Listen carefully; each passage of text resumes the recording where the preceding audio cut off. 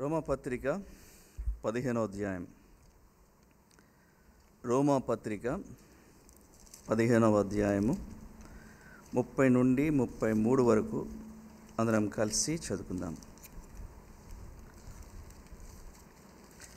రోమా 15వ అధ్యాయము 30 నుండి 33 వరకు అందరం కలిసి చదువుకుందాం. సహోదరులారా, నేను యోదయలో ఉన్న అవిధేయుల చేతిలో తప్పింపబడి యెరూషలేములో చేయవలసిన ఈ పరిచర్య పరిశుద్ధులకు ప్రీతికరమగినట్లు నేను దేవుని చిత్తం వల్ల సంతోషంతో మీదకు వచ్చి మీతో కలిసి విశ్రాంతి పొందినట్లును మీరు నా కొరకు దేవునికి చేయ ప్రార్థనలందు నాతో కలిసి పోరాడవలనని మన ప్రభువైన యేసుక్రీస్తుని బట్టి ఆత్మ వలని ప్రేమను బట్టి మిమ్మల్ని బతిమాలుకొంచున్నాను. సమాధానకర్తయగు దేవుడు మీకందరికీ తోడైండునుగాక. అపొస్తలుడైన పౌలు రోమాలోని పరిశుద్ధులతో ఈ మాట రాసినాడు. వారి నుండి ప్రార్థన సహకారము, ప్రైజ్ సపోర్ట్ కోరుతున్నాడు. అందుకనే 32వ వచనం చివరిలో ఈ మాట రాయబడింది, మిమ్మను బతిమాలుకొంచున్నాను. మీరు నా కొరకు దేవునికి చేయి ప్రార్థనలందు నాతో కలిసి పోరాడవలనని మన ప్రభువైన యేసుక్రీస్తుని బట్టి ఆత్మల్ని ప్రేమను బట్టి మిమ్మను బతిమాలుకొంచున్నాను. గొప్ప సంగతి. దైవజనుడు అపొస్తలుడైన పౌలు ఎంతగానో ఎదిగినవాడు, దేవుని చేత బలంగా వాడబడుతున్నవాడు. ఆయన స్టేచర్ ఏంటి? అయినా కూడా ఆయన పరిశుద్ధుల ప్రార్థనను ఆయన కోరుతున్నాడు. ఆయన దేవుని ప్రార్థన మీద ఆధారపడుతున్నాడు. అది గొప్ప సంగతి. తను గొప్ప ప్రార్థనాపడు స్వతహాగా, కానీ దేవుని బిడ్డల ప్రార్థన కూడా తనకు కావాలి అని కొన్నిసార్లు పత్రికలు అక్కడక్కడ రాస్తుంటాడు. చూడండి, మొదటి దెస్సలోనికలు రాసిన పత్రిక 5వ అధ్యాయము 25వ వచనంలో మాట ఉంటుంది.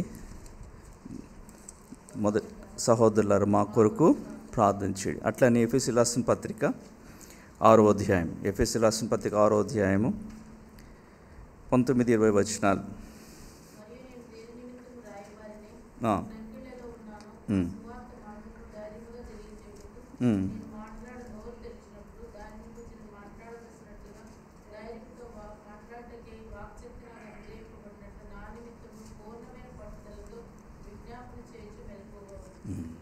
కనుక సంఘంలో పరిశుద్ధుల యొక్క ప్రార్థన సహకారాన్ని దైవజనుడు తన పరిచర్య విషయమై కోరుతూ వస్తున్నాడు.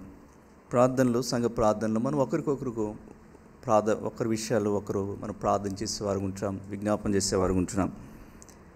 దైవజనుడు భక్సింగ్ గారు అట్లా ప్రార్థన సహకారాన్ని కోరేవాడు. చాలా సంవత్సరాల క్రితము ఆయన సజీవుడిగా ఉన్నప్పుడు హెబ్రోన్ మెసెంజర్ వచ్చిండేది. ఫోర్ట్నైట్ ఎవ్రీ మంత్లో 2 సార్లు వస్తుండేది. 15 రోజులకు ఒకసారి హెబ్రోన్ సందేశం తెలుగులో ఉంటుంది, ఇంగ్లీష్లో హెబ్రోన్ మెసెంజర్ ఉంటుంది. 4 పేజీలు ఉండేవి. మందిరాలు పంపిస్తుండేవారు ప్రింట్ చేసి.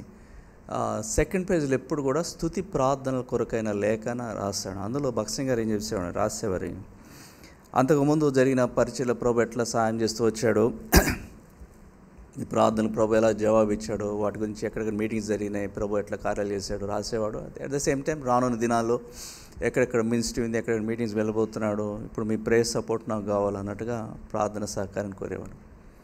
ఆ విధంగా చాలా సంతోషకరంగా సంఘాలు కూడా అనేక మంది దైవజనుడు పరిచర్యకు ప్రార్థన చేసేవారు. అపొస్తలుడైన పౌలు వలె ఆయన కూడా పరిశుద్ధుల ప్రార్థనపై ఆధారపడుతూ వచ్చేవాడు. కనుక దీనివల్ల ఏమవుతుందంటే మరి పరిచర్య బలంగా జరగడానికి అవకాశం ఉంటుంది. ఇక్కడ బతిమాలుచున్నాడు, మిమ్మల్ని బతిమాలుకొంచున్నాడు. 12వ అధ్యాయంలో అయితే పరిశుద్ధులుగా ఉండమని బతిమాలుకున్నాడు. రోమపత్రిక 12వ అధ్యాయము 1వ వచనం. కాబట్టి సహోదరులారా, పరిశుద్ధంలో దేవునికి అనుకూలమైన సజీవ యాగంగా మీ శరీరంలో ఆయనకి సమర్పించుకోండి, దేవుని వాత్సల్యమును బట్టి మిమ్మను బతిమాలుకొంచు. అక్కడేమో పరిశుద్ధమైన ప్రజలుగా ఉండాలని బతిమాలుకుంటున్నాడు, ఇక్కడేమో ప్రార్థన చేయాలని బతిమాలుకుంటున్నాడు. కాబట్టి ఆయన విన్నపాన్ని బట్టి విశ్వాసులు ఎందరైతే మరి పరిచర్య కొరకు ప్రార్థన చేస్తారో వారికి ఏం కలుగుతుంది? వారికి భాగస్వామ్య పార్ట్నర్షిప్ కలుగుతుంది.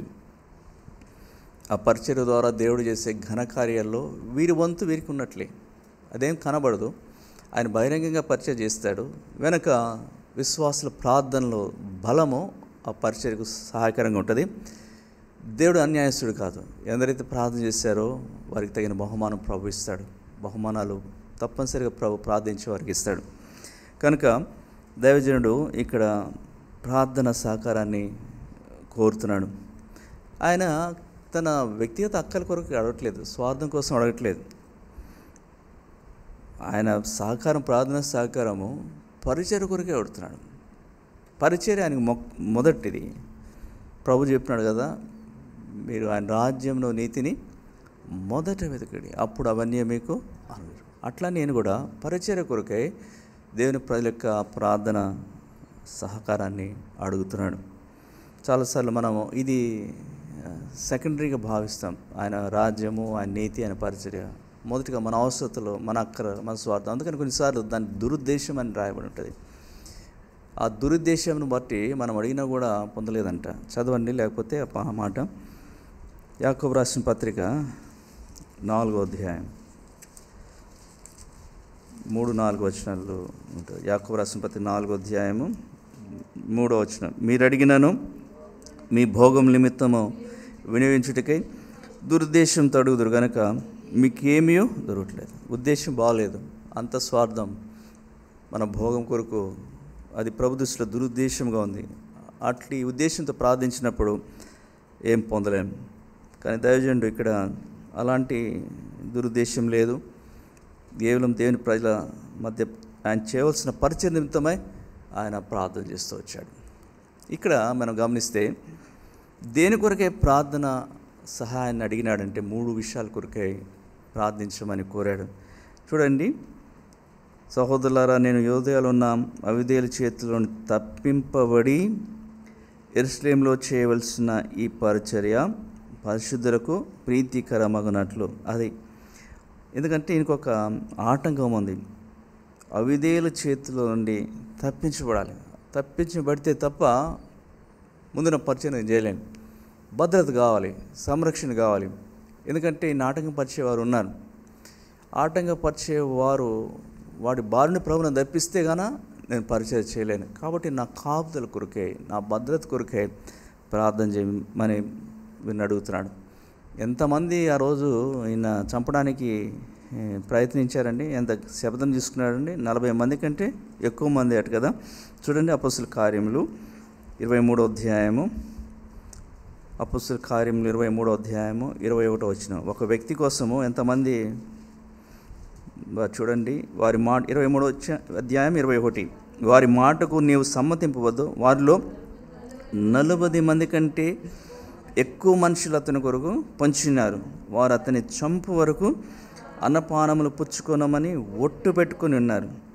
ఇప్పుడు నేదో మాట తీసుకునే వాళ్ళని కనిపెట్టుకొని 40 మంది కంటే ఎక్కువ మంది దైవజనుడిని చంపడానికి భోజనం కూడా చేయము. ఎంత పగ పట్టుదల. కనుక దేవుని బిడ్డలంగా దేవుని సేవలో ప్రయాసపడే వరకు ప్రార్థించాలి. ఎందుకంటే వారికి శత్రువు ఉన్నాడు, వారికి ఆటంకములు ఉన్నాయి. వారి నుండి ప్రభు వారిని తప్పిస్తే తప్ప వారు ప్రభు పని చేయలేరు. వాళ్ళు మూర్ఖులుగా ఉన్నారంట. చూడండి, 2వ దెస్సలోనికీయులకు రాసిన పత్రిక, దెస్సలోనికీయులకు రాసిన 2వ పత్రిక 3వ అధ్యాయము 1-2 వచనాలు.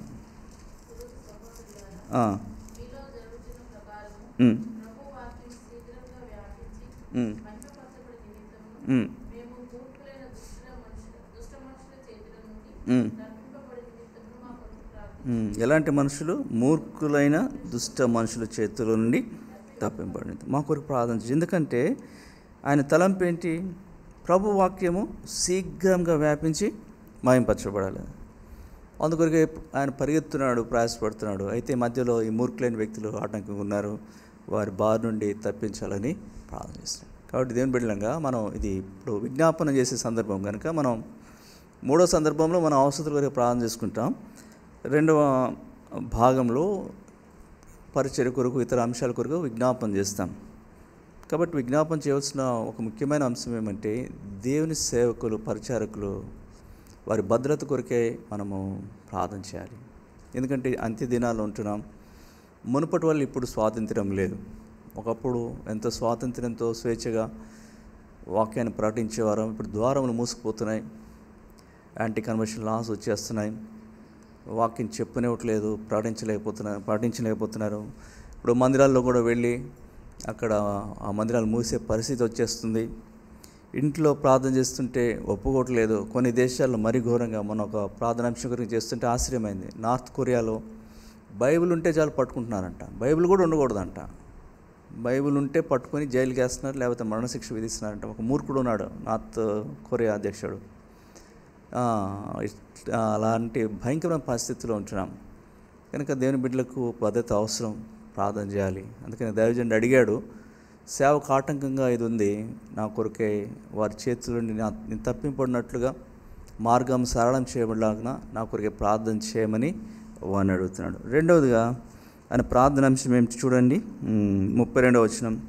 యెరూషలేములో చేయవలసిన ఈ పరిచర్య పరిశుద్ధులకు ప్రీతికరమగనట్లు, అది ఆయన చేసే పరిచర్య పరిశుద్ధులకు సంతోషం తీసుకురావాలి, పరిశుద్ధులకు మేలుకరంగా ఉండాలి. కనుక ఈ దినాల్లో చాలామంది పరిచర్య చేస్తున్నారు. ఈ పరిచర్య మరి నిజంగా పరిశుద్ధులకు, స్థానిక సంఘమునకు ప్రీతికరంగా ఉంటుందా? వారికి మేలుకరంగా ఉంటుందా? వారికి ఏమైనా క్షేమాన్ని తీసుకొస్తుందా? లేకపోతే ఆ పరిచర్యను బట్టి నిరాశ నిస్సృహ, లేకపోతే ఆ పరిచర్యను బట్టి వెనకబడే పరిస్థితులు వస్తున్నాయా? కానీ దైవజనుడు గుర్తున్నాడు, నేను చేసే పరిచర్య పరిశుద్ధులకు ప్రీతికరంగా ఉండాలి. నేను చేసే పరిచర్య సంఘముకు క్షేమాభివృద్ధి తీసుకురావాలి. అందుకొరకే ఆయన నేనేదో గాలిని కొట్టడం కాదు, పోరాటం కాదు, మేలుకరమైన పరిచర్య చేయాలి. ఆత్మ రక్షణ కొరకైనా నా పరిచర్య ఉండాలి, విశ్వాసులు బలపడటానికి అవసరమైన పరిచర్య ఉండాలి, నా మాటలు క్షేమాభివృద్ధికరమైనవి ఉండాలి. కనుక పరిశుద్ధులకు ప్రీతికరమైన పరిచర్య చేయట కొరకు నా కోసం ప్రార్థన చేయమని ఆయన అడుగుతున్నాడు. దేవుని సేవలు ఉన్నవారు ఆ రీతిగా వాడబడాలని మనం వారి కొరకు ప్రార్థన చేయాలి. వారు వెళ్ళినప్పుడు వారి ద్వారా దేవుని కార్యాలు జరగాలి. వారు వెళ్ళినప్పుడు అనేక మంది దర్శించబడాలి, ప్రభు దగ్గరికి రావాలి, ఆత్మీయం కట్టబడాలి, వెనకంజే వారు ప్రభు మార్గాలు తిరిగి సమకూర్చబడాలి. కనుక పరిశుద్ధులకు ప్రీతికరమైన పరిచర్య దేవుడు కూడా తన సేవకులను అందుకొరకే ఏర్పరిచాడు. సంఘం ఏర్పరచబడిన తర్వాత పాపిని పరిశుద్ధంగా మార్చిన తర్వాత పరిశుద్ధులు ఏమవ్వాలని ప్రభు కోరుతున్నాడు చూడండి. ఎఫెసీయులకు రాసిన పత్రిక 4వ అధ్యాయం, ఎఫెసీయులకు రాసిన పత్రిక 4వ అధ్యాయము 13వ వచనం. పరిశుద్ధులు సంపూర్ణులగునట్లు క్రీస్తు శరీరము క్షేమాభివృద్ధి చెందుటకును పరిచర్య ధర్మము జరుగుటకును ఆయన కొందరిని అపొస్తలుగాను, కొందరిని ప్రవక్తలుగాను, కొందరిని సువార్తికులుగాను, కొందరిని కాపులుగాను, ఉపదేశులుగాను నియమించాను. ఇప్పుడు అపొస్తలుగా నియమించబడ్డాడు పౌలు. ఎందుకు? పరిశుద్ధులు సంపూర్ణులగాలి, క్రీస్తు శరీరము క్షేమాభివృద్ధి చెందాలి, పరిచర్య ధర్మము జరగాలి. దీని కొరకు ఆయన అపొస్తలుగా నియమించబడ్డాడు. కనుక ఏ ఉద్దేశంతో ప్రభు ఆయన అపొస్తలుగా నియమించినాడో ఆ ఉద్దేశం నెరవేర్చబడలాగిన ఆ విధంగా పరిచర్య పరిశుద్ధులకు ప్రీతికరంగా జరగాలని ఆయన ప్రార్థన సహాయాన్ని కోరుతున్నాడు. చూడండి, 3వదిగా ఇంకోటి అడుగుతున్నాడు. ఏమంటున్నాడంటే, నేను దేవుని చిత్తం వలన సంతోషంతో మీ ఎదుగు వచ్చి మీతో కలిసి విశ్రాంతి పొందినట్లును. అది దేవుని చిత్తము జరగాలని కోరుతున్నాడు. ఆయనకి సంబంధించిన ప్రతిదీ కూడా మీరు గమనిస్తే దేవుని చిత్తంతో ముడిపడిందిగా ఉంటుంది. సంతోషించాలనుకుంటున్నాడు, కొంచెం రెస్ట్ కూడా తీసుకోవాలనుకుంటున్నాడు, విశ్రాంతి పొందాలనుకుంటున్నాడు. దేనిని బట్టి? దేవుని చిత్తం వలన సంతోషంతో మెదుగొచ్చి మీతో కలిసి విశ్రాంతి పొందాలి. ఆయనకి తెలుసు, దేవుని చిత్తము లేకుండా వస్తే సంతోషం ఉండదు, దేవుని చిత్తానికి భిన్నంగా వస్తే విశ్రాంతి ఉండదు. సంతోషం కావాలన్నా, విశ్రాంతి కావాలన్నా అది దేవుని చిత్తం అయితే, దేవుని చిత్తంలో కొనసాగితే ఈ రెండు ఉంటాయని ఆయన భావించాడు. మీరు గమనించండి, రక్షించబడిన తొలి రోజునే ఈ అనుభవంలోనిగా వచ్చాడు. 2 ప్రశ్నలు ప్రభుని అడుగుతాడు. ఆయన ఏమడిగాడు చదవండి. అపొస్తలుల కార్యములు 22వ అధ్యాయం, అపొస్తలుల కార్యములు 22వ అధ్యాయము 7వ వచనం 8వ వచనం. నేను నేల మీద పడి, సౌలా సౌలా నీవెందుకు నన్ను హింసించుచున్నావని నాతో ఒక స్వరం పలుకుట వింటిని. అందుకు నేను, ప్రభువా నీవెవడవని అడిగినప్పుడు ఆయన, నేను నువ్వు హింసించుచున్న నజరేయుడైన యేసునని నాతో చెప్పు. మొదటి ప్రశ్న, ప్రభువా నీవెవడు? తెలియదు ఆయనకి. ఎందుకు స్వరం వినబడుతుంది, ప్రభువా నువ్వెవరు? ఇది ఆయన మొదటి ప్రశ్న. వెంటనే ప్రభు చెప్పాడు, నేను నీవు హింసించుచున్న నజరేయుడగు యేసును. అట్లనా అని చెప్పి ఆనాడే అప్పుడే ప్రభుని అంగీకరించిన తర్వాత రెండో ప్రశ్న ఇంకోటి వేశాడు ఆయన. ఏమిటా రెండో ప్రశ్న? 10వ వచనం. అందుకు నేను, ప్రభువా నేనేం చేయవాలని అడగగా, ప్రభు నువ్వు లేచి దమస్కులోనికి వెళ్ళము, అక్కడ నీవు చేయుటకు నియమింపబడినవన్నీ నీకు చెప్పబడినని నాతో. అది రెండో ప్రశ్న. ప్రభు ఇప్పుడు నేనేం చేయమంటావు? చూసారు, అప్పుడే అదే రోజున రక్షించబడిన దినమునే, ప్రభు చేతి దర్శించబడిన దినమునే, ప్రభు ఏం చేయమంటే అది చేస్తాను. ఇంతవరకు అప్పటి వరకు ఎవరు చేయమన్న దాని ప్రకారం ప్రధాన యాజకులు అధికారులు చేయమన్న ప్రకారం చేశాడు. ఇప్పుడు మారింది, ప్రభువుని గురించి తెలుసుకున్నాడు. వెంటనే ప్రభువా ఇప్పుడు నేను ఏం చేయాలని కోరుతున్నావు అంటే, ప్రభు నీ చిత్తం ఏమిటి చెప్పండి, నేను చేస్తాను. అంతకుముందులాగా మినిపోలే ఇతరుల చిత్తం కాదు, నీ చిత్తం చేస్తాను అంటున్నాడు. కనుక ఆ రోజు నుండి ఆయన ఆత్మీయ జీవితం ప్రారంభించబడింది. చివరి వరకు అట్లానే దేవుని చిత్తానుసారంగా ఆయన జీవించాడు, దేవుని చిత్తానుసారంగా సేవించాడు. అందుకనే ఆ మాట అంటున్నాడు, దేవుని చిత్తం వల్ల నేను మీతో సంతోషించాలా, దేవుని చిత్తం వల్ల నేను విశ్రాంతి పొందాలి. కాబట్టి రక్షించబడిన మన అనుభవం కూడా అట్లా ఉండాలి. ప్రభు తన ఎలాంటి వాడు మనకు బయలుపరుచుకున్నాడు. ఇదే ప్రశ్న ప్రభు దగ్గర ఉన్నాడు. ప్రభు ఏం చేయమంటారు? వెళ్ళమంటారా, ఆగమంటారా? ప్రభు ఏం చేయమంటారు, ఏం చెప్పమంటారా, ఆగమంటారా? ప్రభు ఇవ్వమంటారా, వద్దంటారా? ప్రభు ఏం చేయమంటారు? ప్రతిదినం కూడా ప్రభు నీ చిత్తం ఏమిటి ఈరోజు కొరకాయి, నా విషయం ఏంటి, తలంపు ఏంటి? ప్రభు అపొస్తలుడైన పౌలు వంటి ఆత్మీయ అభ్యాసాన్ని మనము ప్రాక్టీస్ చేయాలి. అప్పుడు ప్రభు బయలుపరుస్తాడు. దయగల ఆయన ఆత్మ సంభూమిగల ప్రదేశమందు మనల్ని నడిపిస్తాడు. కనుక ప్రభు చిత్తాన్ని తన జీవితంలో తన పరిచర్యలో ఆయన కొనసాగించాలని కోరుతున్నాడు. తప్పించబడట కొరకే అడిగాడు. తను చేసే పరిచర్య పరిశుద్ధులు ప్రీతికరంగా ఉండలాగా అడిగాడు. దేవుని చిత్తం వల్ల ఆ సంతోషము ఆ విశ్రాంతి పొందాలని కోరుతూ వచ్చాడు. ఈ విషయాల కొరకై ఆయన ప్రార్థన సహాయాన్ని అడుగుతూ వచ్చాడు. ప్రార్థించే వారికి ఆయనకు వాగ్దానం ఇస్తున్నాడు. ఏం వాగ్దానం ఇస్తున్నాడు చూడండి, 33వ వచనం. సమాధానకర్తయగు దేవుడు మీకందరికీ తోడైండునుగాక. ఇది సమాధానకర్తయగు దేవుడు మీకందరికీ తోడైండును. కాబట్టి మీరు ప్రార్థించినారు కదా, ప్రార్థించిన తర్వాత ఆయన మీ జీవితంలో సమాధానకర్తయగు దేవుడుగా ఉండబోతున్నాడు. అంటే ఏమైపోతున్నాడు? ఆయన సమాధానం ఇవ్వబోతున్నాడు. ప్రార్థించకముందు సమాధానం లేని పరిస్థితులు ఉంటాయి. కొంచెం కలవరము, కొంచెం ఆందోళన, భయము, భీతి ఇవన్నీ ఉన్నాయి. అయితే ఎప్పుడైతే ప్రార్థించినామో, ప్రార్థించిన తర్వాత వాటిని తొలగించి వాటి స్థానంలో ఆయన సమాధానం ఇస్తాడు. ప్రార్థన ద్వారా ఏం చేస్తామంటే మన భారాన్ని ప్రభు మీద మోపుతున్నాం. అపొస్తలుడైన పౌలు ఏమంటాడంటే, సరే ఇప్పుడు నేను ఇవన్నీ ఉన్నాయి, నాకు ఇష్యూస్ చాలా ఉన్నాయి, కానీ నేను ఒకటి నేర్చుకున్నాను, ప్రార్థించడం నేర్చుకున్నాను. ప్రార్థన ద్వారా నేను నా బర్డెనంతా కూడా ప్రభు మీద పెట్టబోతున్నాను, ఆయనకు అప్పగిస్తున్నాను. ఆయనకు అప్పగించిన తర్వాత ఇక నేను చింతపడను, నేను నెమ్మదిగా ఉంటాను. ఎందుకంటే ఆయన చూసుకుంటాడు, ఆయనకి తెలుసు, ఆయనే జోక్యం చేసుకుంటాడు. కాబట్టి మీరు కూడా ప్రార్థన చేస్తున్నారు. ప్రార్థన చేసిన తర్వాత మీరు ఇంకా వదిలేసేయండి, ప్రభు చేతుల్లో పెట్టారు కదా, వదిలేసేయండి, ఆయన జరిగిస్తాడుగా. నిబ్బరంగా ఉండండి, ధైర్యంగా ఉండండి, నెమ్మదిగా ఉండండి అన్నాడు. అంటే ఆయన సమాధానకర్త అయిన ప్రభు ప్రార్థనకు ఎలాగా ఎప్పుడెప్పుడు ఇస్తాడంట చూడండి. ఒక చక్కటి మాట ఉంది. 2వ దెస్సలోనికీయులకు రాసిన పత్రిక,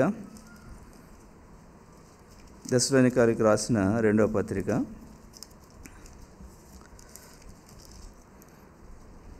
3వ అధ్యాయము 16వ వచనం. 3:16. సమాధానకర్తయగు ప్రభు తానే ఎల్లప్పుడూ ప్రతి విధము చేతను మీకు సమాధానం అనుగ్రహించునుగాక. ప్రభు మీకందరికీ తోడైండునుగాక. 2 మాటలు ఉందండి.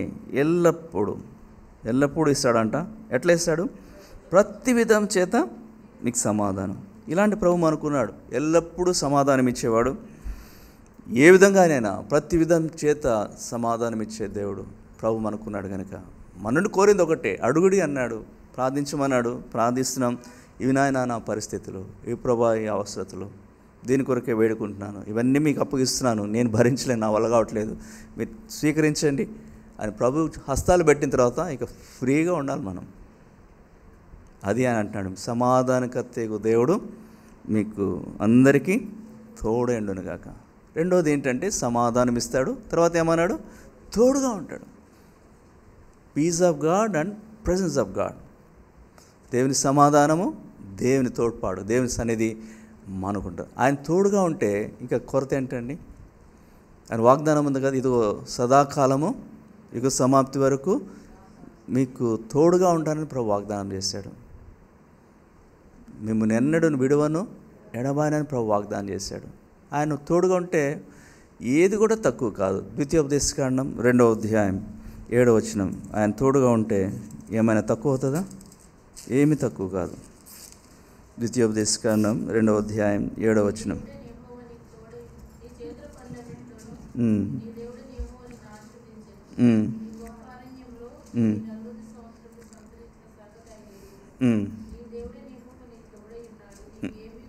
కదా, నీ దేవుడైన యెహోవా నీకు తోడై ఉన్నాడు, నీకేమీ తక్కువ కాదు. కాబట్టి ప్రభు తక్కువ చేయడు, ఎంత అవసరమో అంత ఇస్తాడు. కనుక అద్భుతమైన కార్యం ప్రభు చేస్తాడని వింటూ వచ్చాం. విస్మయపడతాం మనం దేవుని చేసిన కార్యాన్ని బట్టి.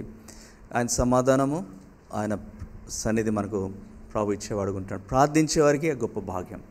కనుక అపొస్తలుడైన పౌలు మరి రోమాలో పరిశుద్ధులకు ఈ 3 ఇచ్చినాడు. తర్వాత మీరు లేఖనాలు చదివితే ఆయన అడిగినవన్నీ కూడా ప్రభు ఇచ్చాడు. ఆయన దేవుని చిత్తం వలన సంతోషించాడు, దేవుని చిత్తం వలన విశ్రాంతి పొందాడు, పరిశుద్ధులకు ప్రీతికరమైన పరిచర్య జరిగించాడు. మరి ప్రార్థన సహాయాన్ని కోరిన రీతిగా మరి విరోధుల చేతి నుండి కూడా ఆయనకి పర్యాలు తప్పించబడ్డాడు. ఇవన్నీ కూడా ప్రార్థనకు దేవుడు జవాబు ఇచ్చిన వాడుగానే ఉన్నాడు. ప్రార్థనను ప్రభు గౌరవిస్తాడు, ప్రార్థనకు జవాబిస్తాడు. కనుక ఈ అంశాల గురించి మనం జ్ఞాపకం చేసుకుందాం, ప్రార్థన చేద్దాం. ప్రార్థించిన వారికి మనకు దేవునికి బహుమానం కూడా ఉంటుంది. ఎందుకంటే ప్రార్థన ద్వారా జరిగే కార్యాల్లో మన వంతు కూడా ఉంది ప్రార్థించడం ద్వారా. కనుక ఆయన సమాధానము, ఆయన సన్నిధి మనము రాను దినాల్లో కలిగిన వారంగా ఉంటాం. కాబట్టి ఇప్పుడు కొద్ది సమయము మరి కొన్ని అంశాల కొరకే మనం విజ్ఞాపన చేద్దాం. ఆ తర్వాత మరి కుటుంబాల కొరకే మనం కూడా ప్రతి కుటుంబాన్ని జ్ఞాపకం చేసుకుంటూ మరి ప్రార్థనలో కొనసాగుదాం.